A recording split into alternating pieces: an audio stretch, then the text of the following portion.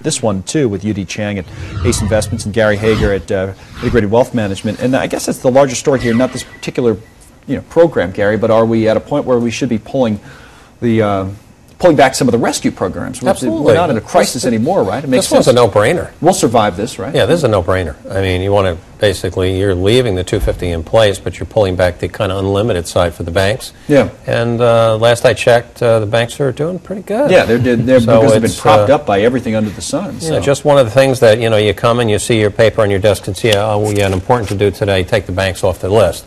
So I'm applauded entirely. The thing, Yu-Dee, is that this will be...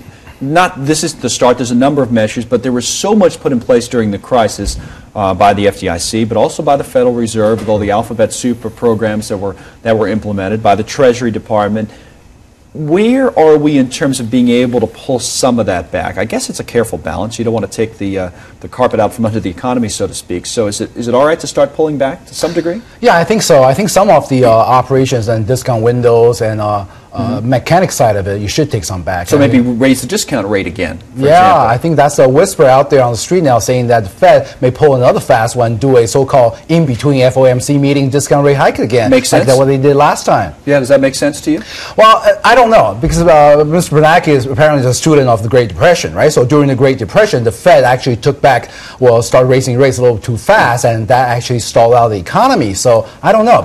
For that reason, he might not do so, although personally, I believe rates should be started going a little bit higher. The discount rate, different than the overnight bank lending rate, but the bank's been able to tap into that and borrow money at very, very cheap levels of interest, and obviously they still are. But would you start them? They've already started to raise it. What about this rumor, as Yu-Dee mentioned? It is out there. There's a lot of talk in the market that there could be another intra-meeting hike in the discount rate. I'm kind of questioning the sense of the rumor, because I think right now the market is, I think, very tentative in regards to looking for a reason to sell off.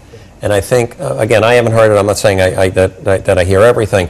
But I think if you floated a real good rumor about a pending intra-rate height increase, that would be enough to tap the market and move it into a little bit of a downtrend, short-term or otherwise. I don't see it. I don't feel it. I think right now that Bernanke has been very clear on saying that he's going to keep long-term interest rates level. Right. That'll be interesting to see how he handles it. But that's another good point. If the market is set up, and the Fed will tell you all the time, "Oh, we don't think about the stock market," but Yeah, I'm sure they don't. Exactly right. Yu-Dee Chang, Gary Hager with us this morning. We also